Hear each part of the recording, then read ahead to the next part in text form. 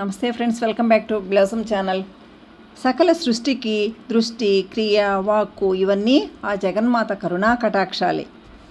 చదువుల తల్లి సరస్వతిగా, వేదమాతగా అవతరించిన గాయత్రీదేవి ఆలయం అండి ఇది. వేదమాత గాయత్రీదేవి ఇక్కడ ఉంది చూడండి. వేదమాత గాయత్రి, పంచముఖ గాయత్రి.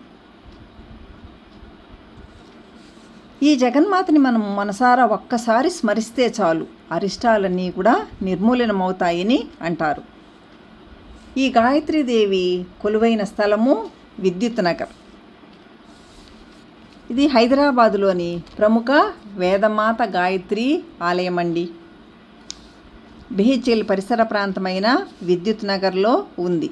వేదాలకు మరియు గాయత్రి మంత్రానికి అతిదేవత అయిన గాయత్రి అమ్మవారిని ఇక్కడ భక్తులు శ్రద్ధతో కొలుస్తారు. పంచముఖ గాయత్రి, 5 ముఖాలు ఉన్నాయి అమ్మవారికి. ఇక్కడ పంచముఖ అభయ ఆంజనేయ స్వామి ఆలయం.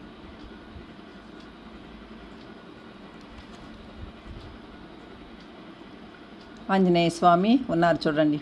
పంచముఖ ఆంజనేయ స్వామి. పంచముఖ వినాయక స్వామి కూడా ఉన్నారండి. అసలు ఈ ఆలయంలో వీరభద్రస్వామికి పూజ చేసేటప్పుడు గుమ్మడికాయ దీపాలు వెలిగిస్తారు. అసలు చూడతరమా అనేసి అనిపిస్తుంది, అంత అద్భుతంగా ఉంటుంది ఇక్కడ. విద్యుత్ Nagar MIG Phase 2 colony, BHEL, Hyderabad. ప్రధాన దైవము గాయత్రీదేవి ఆలయం. ప్రశాంతమైన వాతావరణంలో ఉండి స్థానికంగా ఎంతో ప్రసిద్ధి చెందింది ఇది.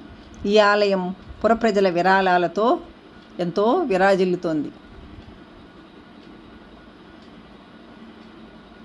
పంచముఖ శివయ్య కూడా ఉన్నారండి ఇక్కడ. నిత్యం పూజలతో పాటు పర్వదినాల్లో విశేష పూజలు ఇక్కడ జరుగుతూ ఉంటాయి. ఈ ఆలయం లింగంపల్లి మరియు చందానగర్ నుండి సులభంగా చేరుకోవచ్చు. నగరంలో వివిధ ప్రాంతాల నుండి BHEL మీదుగా వెళ్ళే RTC బస్సులు అందుబాటులో ఉంటాయండి. అలా కూడా రావచ్చు ఇక్కడికి. హైదరాబాదుకి అప్పుడప్పుడు మేము వస్తుంటాము. మా ఆడపడుచు ఉంది కాబట్టి ఇక్కడ దగ్గరలోనే ఈ ఆలయం ఉందండి. వాకబుల్ డిస్టెన్సే. ఇది యోగశాల, గాయత్రి పూజా స్టోర్. ఈ గాయత్రీదేవి వేదమాత, వేదాల తల్లిగా పరిగణిస్తారు. ఆమె గాయత్రీదేవి మంత్రస్వరూపిణి. గాయత్రి మంత్రం సనాతన ధర్మంలో అత్యంత పవిత్రమైనది. ప్రశాంతమైన వాతావరణంలో ఈ ఆలయము ఎంతో చక్కగా ఉంటుంది. సాయంకాల సమయంలో ఇప్పుడు ఎవరు అంతగా లేరండి. వివిధ పర్వదినాల్లో విపరీతంగా ఉంటారు జనాలు.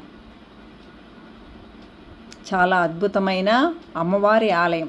అందరూ కూడా చూడదగిన ఆలయం అండి ఇది.